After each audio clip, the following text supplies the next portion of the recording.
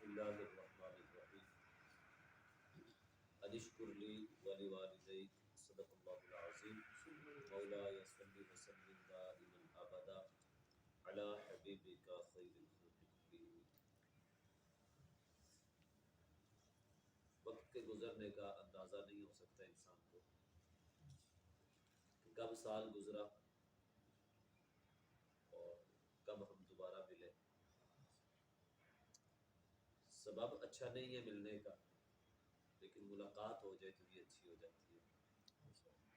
تو حارث بھائی کے والد محترم اور اس فیکٹری کے بانی جو 1 سال پہلے اس دنیا کو چھوڑ کر اللہ رب العزت کے حضور حاضر ہوئے، اللہ تعالیٰ سے دعا ہے کہ اللہ ان کی قبر کو جنت کے باغوں میں سے باغ بنائے۔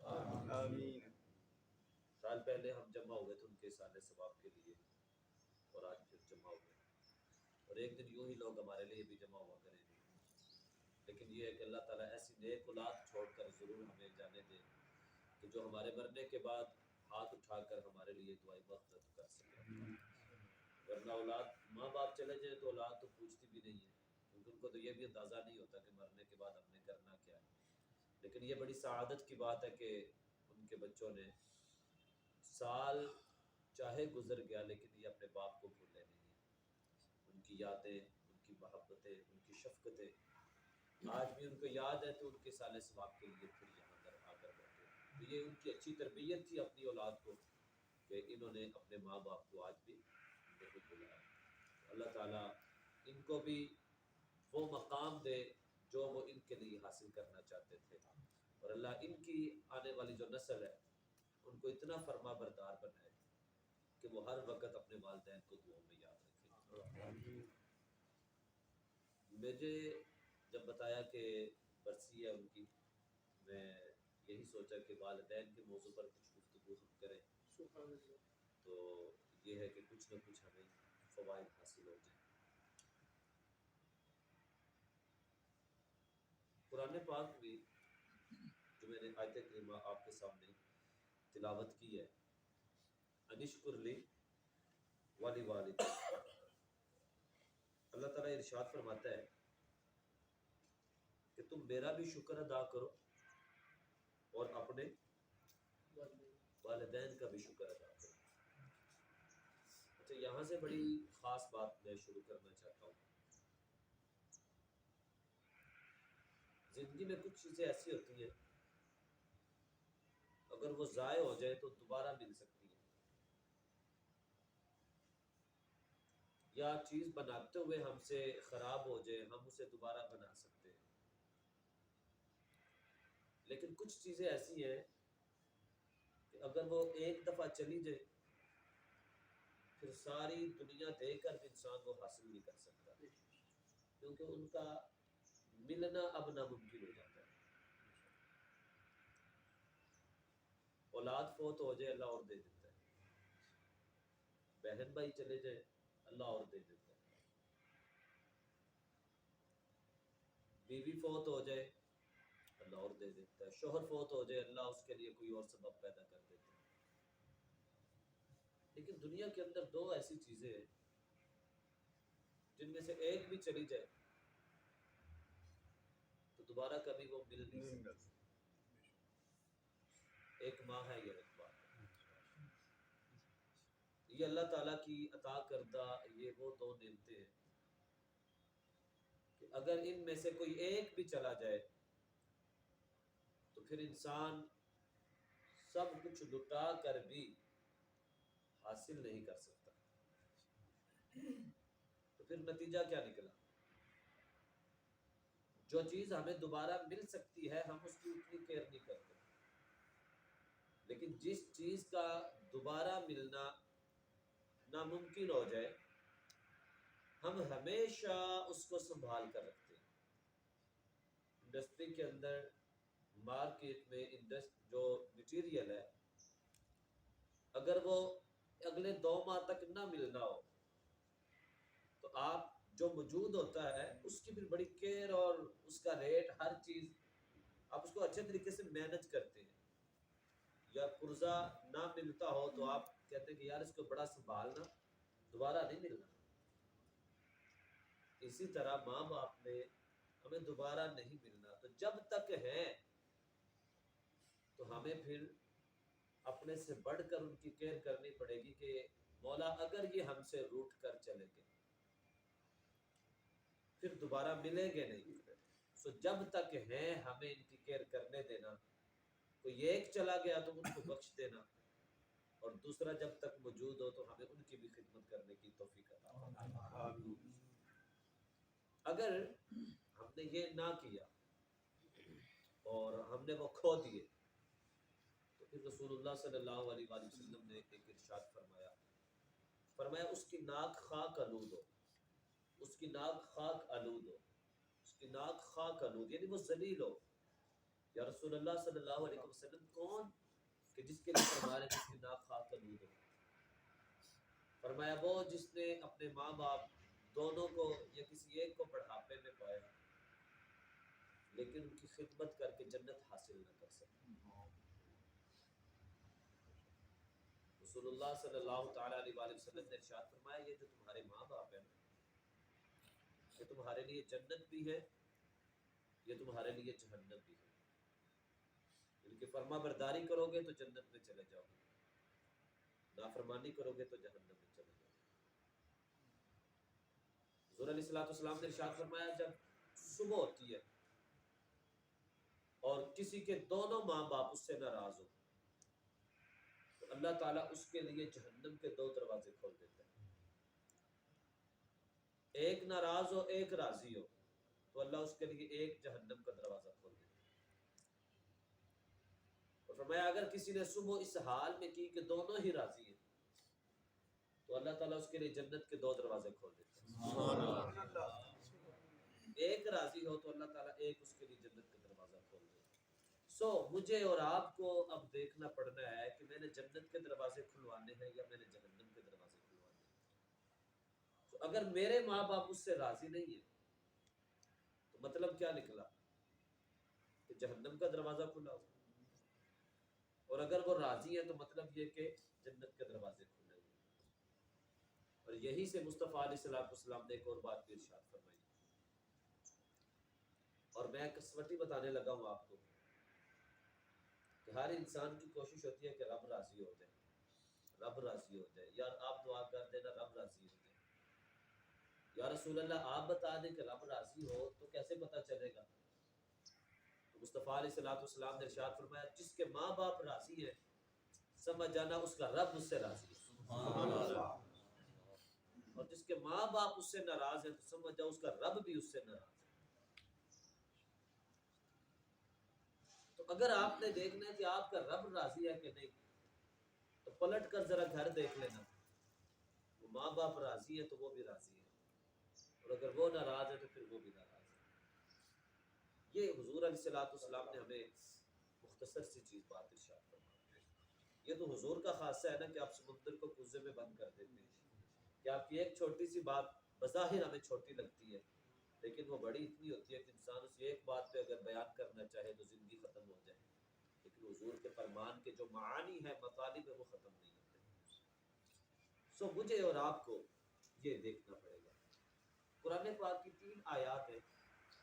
فقی ابو اللیث رحمۃ اللہ تعالی علیہ فرماتے ہیں اور علماء نے لکھا ہے کہ قرآن پاک کی 3 آیات ہیں. ایک آیت میں 2 حکم ہیں، دوسری میں بھی 2 حکم ہیں، تیسری میں بھی 2 حکم ہیں. فرمایا اگر ایک آیت کے ایک حصے پر عمل کرے دوسرے کو نہ کرے، یا دوسرے پر عمل کرے پہلے پر نہ کرے، فرمایا اللہ دوسرا بھی قبول نہیں کرتا. فرمایا پہلی آیت ہے وَأَقِيمُوا الصَّلَاةَ وَآتُوا الزَّكَاةَ، نماز قائم کرو اور زکات دو. تو جو نماز قائم تو کرے لیکن زکوٰۃ نہ دے، رب کہتا ہے ابھی تیری نماز بھی نہیں چلی. لیکن کوئی زکوٰۃ تو بڑے پہنچ کر دے اور جب نماز کا وقت ہے تو کہے جناب ٹائم نہیں ملتا، تو رب کہتا ہے پھر زکوٰۃ بھی اپنے پاس رکھ، ہمیں اس کی بھی ضرورت نہیں. نماز پڑھی زکوٰۃ نہ دی، زکوٰۃ دی نماز نہ پڑھی، رب کہتا ہے میں نے ایک کو بھی قبول نہیں. دوسرا وَأَطِيعُوا اللَّهَ وَأَطِيعُوا الرَّسُولَ، کہا اللہ کی اطاعت کرو اور رسول کی اطاعت کرو. تو جو اللہ کی بات تو مانے رسول کی نہ مانے تو ہم کہتے ہیں میں نے اپنا بھی قبول نہیں کیا. لیکن جو رسول اللہ کی بات تو مانے لیکن اللہ کی بات کی طرف نہ جائے رب کہتے ہیں تیری یہ بھی قابل قبول نہیں. اور تیسرا جو میں نے تلاوت کیا نشکر لی والی والدین کہ میرا بھی شکر ادا کرو اور اپنے والدین کا بھی شکر ادا کرنا. کہا اگر تو نے میرا شکر ادا کرتا رہا تسبیح پہ تسبیح پھیرتا رہا یا اللہ تیرا شکر یا اللہ تیرا شکر الحمدللہ الحمدللہ لیکن ماں باپ کے ساتھ جا کر زبان چلائے کہ آپ نے میرے لیے کیا کیا ہے آپ نے مجھے زندگی میں دیا کیا ہے میں نے تو جو کچھ کیا خود ہی کیا آپ نے تو کچھ بھی نہیں کیا.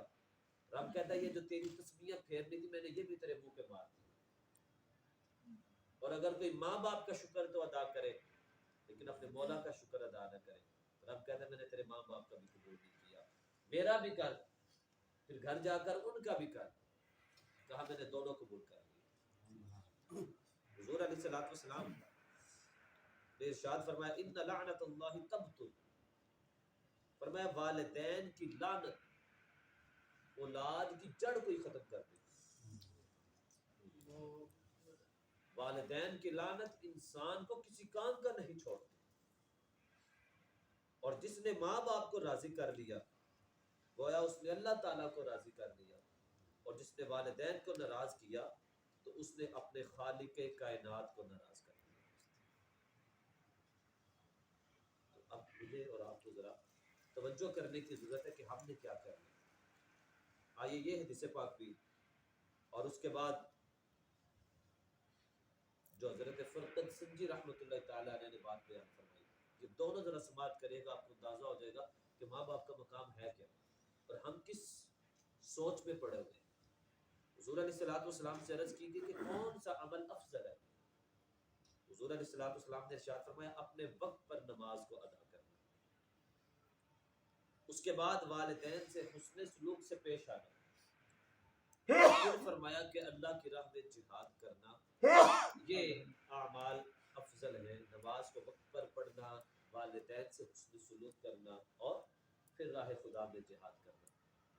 حضرت فرقد رحمۃ اللہ تعالی علیہ فرماتے ہیں کہ میں نے کسی کتاب میں پڑھا ہے کہ بچے کے لیے بیٹے کے لیے کسی طور پر مناسب ہی نہیں ہے.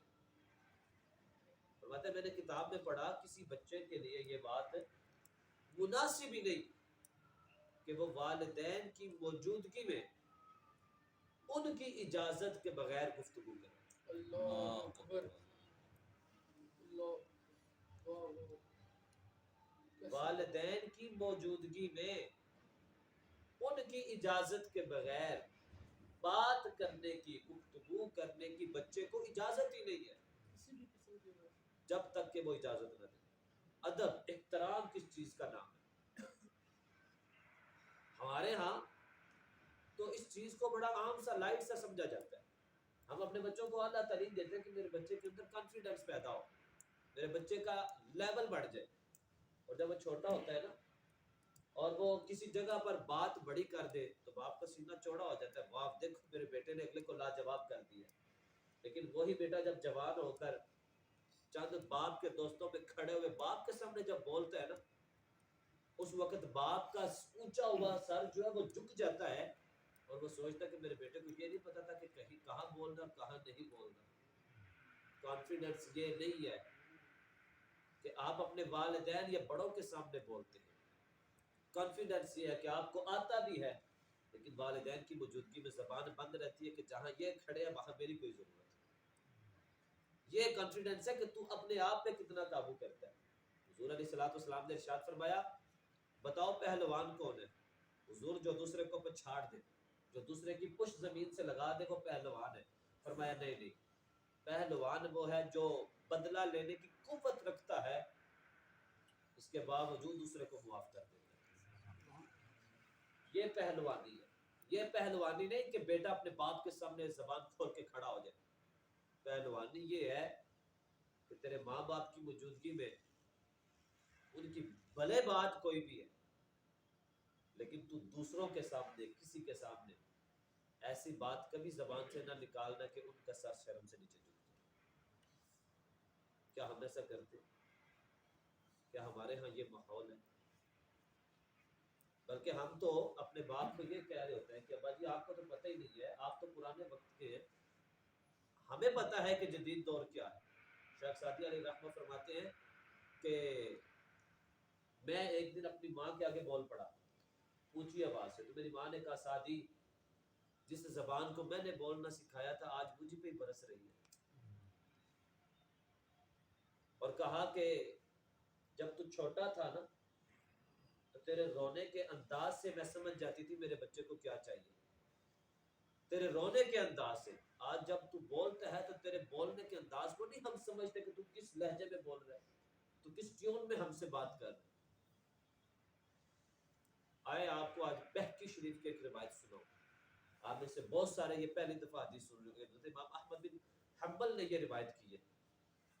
رسول اللہ صلی اللہ تعالیٰ علیہ وآلہ وسلم نے ارشاد فرمایا رات کا وقت ہوتا ہے، ایک بچہ اپنے ماں باپ کے پاس آ کر بیٹھ جاتا ہے، بوڑھے ماں باپ کے پاس بیٹھ جاتا ہے، اور ان کا دل خوش کرنے کے لیے ان کو ہنساتا ہے، ان کو راضی کرتا ہے، ان سے میٹھے میٹھے بول بولتا ہے۔ اور فرمایا ایک وہ جو تلوار لے کر راہ خدا میں جہاد کرنے نکل جاتا ہے، فرمایا اس کا راہ خدا میں تلوار لے کر جہاد کرنا وہ مقام نہیں حاصل کرتا، فرمایا اس بچے کا ماں باپ کے پاس بیٹھ کر ان کی دل جوئی کرنا اس راہ خدا میں جہاد کرنے والے سے افضل ہو جاتا ہے۔ سبحان اللہ۔ اب تو اولاد کہتی ہے کہ جناب ماں ان کی باتیں تو بڑی پرانی باتیں ہیں، ہماری سمجھ میں نہیں آتی، ہم تو جدید پڑھے ہوئے بندے ہیں، اور ان کی وہی پرانی باتیں، اس نے ایسا کر دیا، اس نے ایسا کر دیا، پاس سے گزر جائیں گے لیکن پاس بیٹھیں گے نہیں۔ میں یہاں ایک بات کرتا ہوں، میرا سوال یہ ہے، آپ ہوتے ہیں 35 سال کے، آپ کا بیٹا ہوتا ہے 2 سے 3 سال کا، اس چھوٹے سے بچے کی دل جوئی کے لیے، اس کی فرمائشوں کو پورا کرنے کے لیے کیا آپ پانی کو مم نہیں کہتے؟ کیا آپ روٹی کو موٹی شوٹی وہ لفظ نہیں بولتے؟ جو وہ بولتا ہے وہی بولتے؟ جس ٹیون میں وہ بچہ بات کرتا ہے آپ بچے کے ساتھ اسی ٹیون میں بات کرتے ہیں، اسی لہجے میں۔ کبھی کبھی اس کے لیے گھوڑا بھی بن جاتے ہیں، کبھی اس کو کندھوں پہ بھی سوار کر لیتے ہیں، کبھی گود میں بٹھا لیتے ہیں۔ یہاں محفل میں آپ کا بچہ ہو وہ دوڑ کر آئے آپ سینے سے لگا لیں گے، کرتے ہیں۔ یہ تو میرے مصطفیٰ علیہ الصلوۃ والسلام نے بھی کیا نا، کہ حضرت امام حسن حسین گلی میں کھیل رہے تھے، رسول اللہ صلی اللہ علیہ وسلم بازار میں گئے، وہ حضرت امام حسن حسین ادھر جاتے حضور آگے آ جاتے، وہ ادھر کو آتے حضور ادھر آگے آ جاتے، کبھی کندھوں پہ بٹھا لیتے، کبھی سواری بن جاتے ان کے لیے۔ تو ہمیں بھی بچوں کے ساتھ یہ پیار کرنا چاہیے کہ میرے مصطفیٰ کے سٹیٹس سے بڑھ کر تو کسی کا سٹیٹس نہیں ہے، آپ سے بڑھ کر مقام کس کا ہے؟ تو اگر آپ اپنے بچے کو خوش کرنے کے لیے، اس کی فرمائش کو پورا کرنے کے لیے، جو وہ کہتا ہے وہی کرنے کے لیے آپ 35 سال سے 2 سال کے بن سکتے ہیں، تو پھر بوڑھے ماں باپ کی دل جوئی کے لیے 35 سے 60 کے کیوں نہیں بنتے؟ اگر آپ نیچے آ سکتے ہیں تو تھوڑا اوپر بھی چلے جائیں، ان کی باتیں سمجھ نہیں آ رہی تو پھر کیا ہوا، ان کو تو سمجھ آ رہی ہے نا۔ بیٹا 2 سال کا کیا بولتے آپ کو سمجھ نہیں آتی، لیکن آپ سمجھ جاتے ہیں کہ میرا بچہ کیا کہنا چاہ رہا ہے۔ تو اگر ماں باپ کو سمجھ آتی ہے وہ کیا کہہ رہے ہیں، آپ کو نہیں آ رہی تو کیا ہوا، پاس بیٹھ جائے۔ حضور نے فرمایا تمہارا پاس بیٹھ کر ان کو ہنسانا، ان کی دل جوئی کرنا راہ خدا میں جہاد کرنے سے افضل ہوتا ہے۔ یارو بتاؤ نا، میں یہاں بات دوسری کرتا ہوں، آپ گھر جاتے ہیں، آپ کا بیٹا بھاگتا ہوا آپ کی طرف آتا ہے، تو آپ اپنے کلیجے کو ٹھنڈ دینے کے لیے اپنے بچے کو سینے سے لگاتے ہیں، اس کا ماتھا بھی چومتے ہیں، بوسہ لیتے ہیں، پیار کرتے ہیں، گود میں بٹھاتے ہیں کہ میرے دل کو ٹھنڈک ہو کہ میرا بیٹا میری طرف آ رہا ہے۔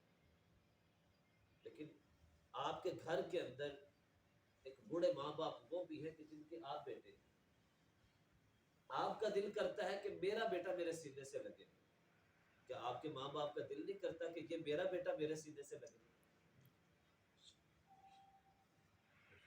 چند دن پہلے ہم یہاں کھانا کھا رہے تھے، گھر سب موجود تھے میرے ساتھ، تو وہاں بندے نے ریالٹی ایک بات کی، کہتے ہیں کہ یہ میرے ساتھ ہوا ہے۔ میں نے کہا جی کیا ہوا عبداللہ بھائی؟ کہتے ہیں کہ ایک دن میرے والد نے مجھے دودھ کا گلاس دیا کہ بیٹا یہ آپ پی لو۔ کہتے ہیں میں نے سوچا کہ میں اپنے بیٹے کو دے دوں، میں نے کسی سے کہا کہ یہ رکھ دو اور میرے بیٹے کو دودھ پلا دے۔ کہتے یہ منظر نا باپ دیکھ رہا تھا، ان کا باپ۔ کہتے میرے باپ نے نا مجھے پاس ملا کر پتا کیا کہا تو نے اپنے بیٹے کو دودھ پلا کر اپنے کلیجے کو ٹھنڈ دے دی، لیکن تو نے خود پی کر میرے کلیجے کو ٹھنڈ نہیں دی۔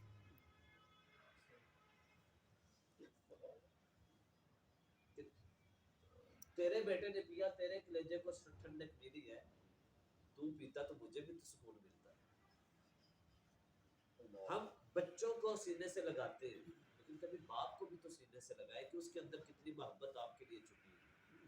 ہم نہیں کرتے، ہم نہیں کرتے۔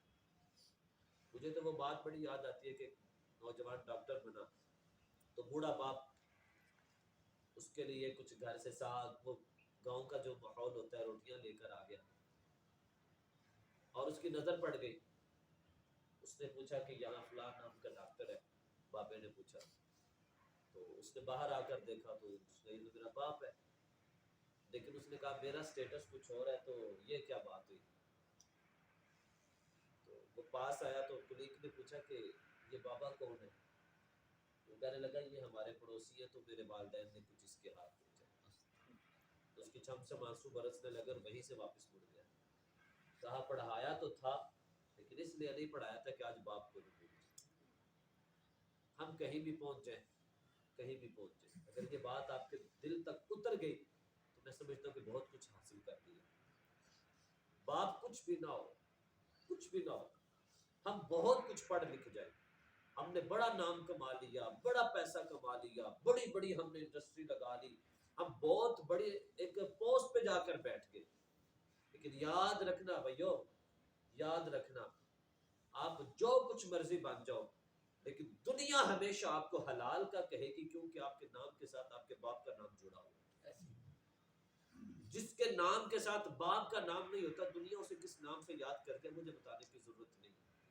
کہ میرے لیے اس سے بڑھ کر اور مقام کیا ہو سکتا ہے کہ میرے باپ نے دنیا کے اندر میرا مقام دیا ہے۔ میرے کچھ فرض ہیں جو میں نے ادا کرنے ہیں، وہ یہ ہے کہ میں نے ماں باپ کے ساتھ حسن سلوک سے پیش آنا، میں نے اپنی اولاد سے پہلے ان کے پاس جانا ہے۔ یہ تو تھی باتیں ان کی ظاہری زندگی تک کہ ہم نے کیا کرنا ہے، پہلے ان کو دیں، بعد میں اپنے بچوں کو دیں۔ آئیں آخر پہ ایک بات سن کر ہم بات کو مکمل کرتے ہیں کہ جب میرے ماں باپ دنیا میں ہیں، میں نے ان کے ساتھ حسن سلوک کیا، جب وہ دنیا سے چلے جائیں تو پھر میں نے کیا کرنا؟ کیا پھر بھی میرے لیے کچھ حقوق ہیں ان کے لیے؟ تو بالکل ہے۔ حضور علیہ الصلوۃ والسلام نے ارشاد فرمایا کہ مرنے والا جب مرتا ہے تو 3 عملوں کے سوا باقی تمام اعمال منقطع ہو جاتے ہیں۔ بڑی مشہور حدیث ہے، آپ نے بارہا مرتبہ سنی ہے کہ صدقہ جاریہ، آپ نے کسی کو علم پڑھا دیا، مسجد، مدرسہ، قرآن پاک، دینی کتب، کہیں پہ پانی کا نل، کچھ بھی آپ نے صدقہ جس سے لوگوں کو فائدہ ہو، فرمایا تیرے مرنے کے بعد یہ سلسلہ جاری رہے گا، وہ پڑھتا رہے گا تجھے ملتا رہے گا، وہ پڑھتا رہے گا تجھے ملتا رہے گا۔ فرمایا دوسرا وہ ہے تیرے نیک اعمال جو تیرے ساتھ گئے، نیک اولاد جو والدین کے لیے مغفرت کی دعا کرے۔ کچھ لوگ تو ایسے بھی بد نصیب ہیں کہ جو ماں باپ کے مرنے کے بعد ان کے لیے ہاتھ اٹھا کر دعا بھی نہیں، ان کو یہ بدعت اور شرک نظر آتا ہے۔ میں کہتا ہوں کمال کی بات ہے، ہاتھ اٹھا کر یہ کہنا مولا میرے ماں باپ کو بخش دینا، کہ یہ بھی اب شرک ہو گیا۔ کتنی سوچنے والی بات، اتنی عجیب بات ہے کہ جو سمجھ میں نہیں آتی کہ ماں باپ کے جانے کے بعد میں ہاتھ اٹھا کر قرآن پڑھ کر یہ کہتا ہوں، میں نے قرآن لے کر زندگی میں مسجد میں رکھ دیا کہ مرتے کے بعد بھی کوئی پڑھے گا تو مجھے ثواب ملتا رہے گا، تو وہ تو مجھے مل رہا ہے، اور اگر میرا بیٹا ہی قرآن پاک اٹھا کر 2 سپارے پڑھ کر کہے مولا اس کا ثواب میرے باپ کو دے دینا، یہ کیسے غلط ہو گیا؟ یعنی کتنی عجیب سی بات ہے کہ اب ہاتھ اٹھا کر ماں باپ کے لیے دعا مانگنا بھی لوگوں کو بدعت اور شرک نظر آئے۔ نہیں، یہ اولاد کا کام نہیں ہے۔ اولاد کا کام کیا ہے کہ جب وہ 5 وقت کی نماز پڑھتا ہے، ماں باپ حیات ہیں یا فوت ہو جائیں، جب وہ کہتے ہیں نا رب اجعلنی مقیم الصلاۃ ومن ذریتی ربنا وتقبل دعا، رب اجعلنی ولوالدی، یا اللہ میری بھی بخشش کر دے، رب اغفر لی ولوالدی، مولا میری بھی بخشش کرنا، میرے ماں باپ کی بھی کرنا۔ تو جب رب نے نماز میں ماں باپ کے لیے مغفرت کی دعا رکھ دی ہے تو نماز کے بعد مانگنے سے ہمیں کیا ہوتا ہے؟ نہیں، یہ نیک اولاد کیا کرے گی مرنے کے بعد؟ اس نے یہی تو کرنا ہے، وہ نیک کام کرے کہ اللہ ان کا صلہ ماں باپ کو بھی دیتا رہے گا۔ میں کہتا ہوتا ہوں کہ ہم اپنے بچوں کو ایسی تعلیم ضرور دے کر جائیں کہ جب ہم قبر میں لیٹے ہوں تو ہم یہ سوچتے رہے کہ کوئی ہمارے لیے بھی ہاتھ اٹھائے، لیکن اگر نیک اولاد ہوئی تو کوئی دعا مانگے یا نہ مانگے وہ خود کھڑے ہو کر کہیں گے تم آؤ یا نہ آؤ، میرا باپ تھا میں تو ہاتھ اٹھا کر دعا ضرور مانگوں۔ میرے مصطفیٰ علیہ السلام نے ارشاد فرمایا جو اولاد اپنے ماں باپ کو دعاؤں میں بھول جاتی ہے اللہ تعالیٰ اس کے رزق سے برکت اٹھا لیتا ہے، اور فرمایا جو اولاد اپنے ماں باپ کے لیے دعا مانگتی ہے اللہ اس کے رزق میں برکت پیدا کرتے ہیں۔ سو اب مجھے اور آپ کو دیکھنا ہے کہ ہم نے کیا کرنا۔ وقت بڑا تھوڑا سا ہے، لیکن اس وقت کو اچھے مقصد کے لیے گزار کر چلے۔ آپ نے اپنی اولاد کو، یہ سردی آ رہی ہے تو ٹھنڈک سے بچانے کے لیے آپ گرم بسترے، ہیٹر، گرم کھانے اور فاسٹ فوڈ کے ساتھ ساتھ آپ ڈرائی فروٹ، یہ ساری چیزیں بچوں کے لیے آپ ارینج کرتے ہیں کہ میرے بچے کو سردی نہ لگے، اور گرمی کے موسم میں آپ ان کو ٹھنڈک دیتے ہیں، سادے لباس دیتے ہیں، ٹھنڈے مشروبات دیتے ہیں کہ میرے بچے کو گرمی نہ لگے۔